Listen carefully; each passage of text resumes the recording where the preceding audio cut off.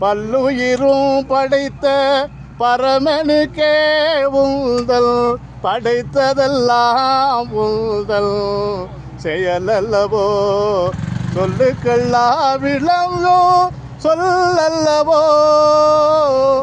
ஆக பல்லாயிரக்கணக்கான உயிர்களை படைத்த சிவபெருமான் இந்த உலகத்தில் எல்லா உயிர்களும் இன்புற்று வாழ்வதற்காக அவன் உருவாக்கிய உணவுகள் தான் இன்று மனிதர்கள் நாம் இன்றைக்கு உணவாக சாப்பிட்டு கொண்டிருக்கிறோம்.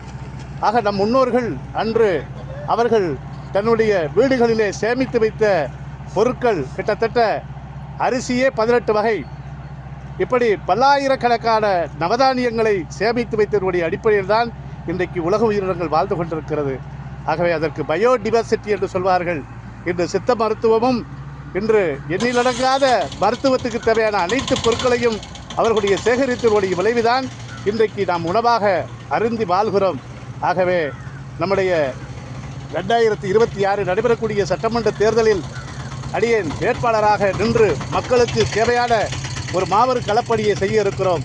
அதனுடைய முதல் கிட்டத்தட்ட 11வது கோரிக்கையாக இந்த பயோடிவர்சிட்டி, அதாவது வனத்தின் மூலமாக கிடைக்கக்கூடிய நவதானியங்களை அனைத்து பொருட்களையும் சேகரிக்கக்கூடிய ஒரு ஆராய்ச்சி மையத்தை நம்முடைய கடையநல்லூர் சட்டமன்ற தொகுதியில் கருப்பாநதி அணையினுடைய மேற்கு பகுதியில் ஒரு மாபெரும் ஒரு ஆராய்ச்சி கூடத்தை உருவாக்குவதற்கான களத்தை சட்டமன்றத்தில் அதற்கான குரலை எழுப்பி அதற்கான அரசாணையை நிதியாணையை பெற்றுத் தந்திட நம்முடைய தொகுதி வாக்காளர் பெருங்குடி மக்கள் எனக்கான ஒரு வாய்ப்பை உருவாக்கி கொடுங்கள்.